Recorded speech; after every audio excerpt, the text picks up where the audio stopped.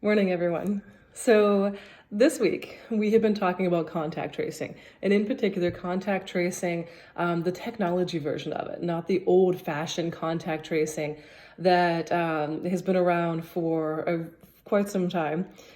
Typically, contact tracing, the old-fashioned version of it, has been where if you have a certain virus or certain disease, then you sit with a trusted health provider and they track back all of the people that you've come in contact with so that they can reach out and you can reach out to alert those people that you've come in contact with to that they may have been infected.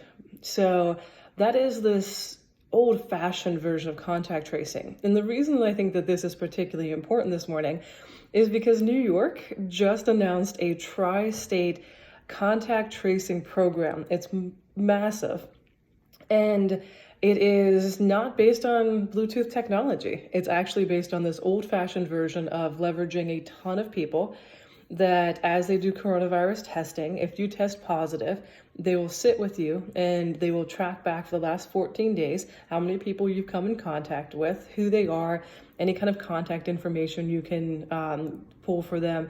And then they can reach out, find those people that could potentially have coronavirus. They can test that person, and if they are positive as well, then they can ask that person to stay in quarantine. So this requires a massive number of people, and there's still some technology here, right? Because when you get tested for coronavirus, it is going to go into a system. It is going to be associated with, with who you are, but really, it's not quite the same as having an app on your phone.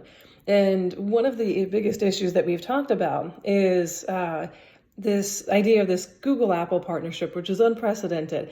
And actually, pretty impressive that they've partnered and that they've actually put some thought and consideration into data privacy with this as well. They're using a Bluetooth technology that, while it can be tracked back to your IP address, it actually they're trying to make sure it's not attached directly to your location data, so it doesn't track every place that you go. It's only will alert you if you have come into contact via a Bluetooth connection and a secure key. So that's particularly interesting take on this.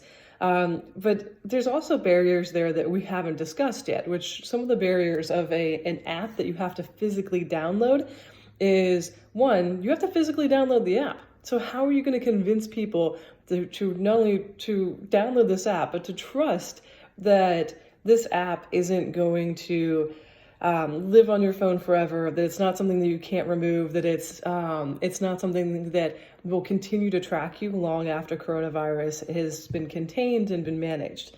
So there's that piece of it. And then there's just this awareness piece of it. You have to, if anybody's worked in advertising knows that when you have a new product, you have something new that's launching, that in order to get adoption for it, you have to advertise, you have to create awareness of that product, because if people don't know that it exists, they can't use it. So it's creating awareness and then also urging people to download it and share their information. So there are a lot of steps involved with that. Whereas this more old-fashioned version of contact tracing, this more personal approach where you sit with a trusted health professional, takes a lot more people involved, less technology, so a little bit slower, but might end up being more effective in the long run if it's something that can be used to contain coronavirus and to make sure that we are continuing to flatten the curve.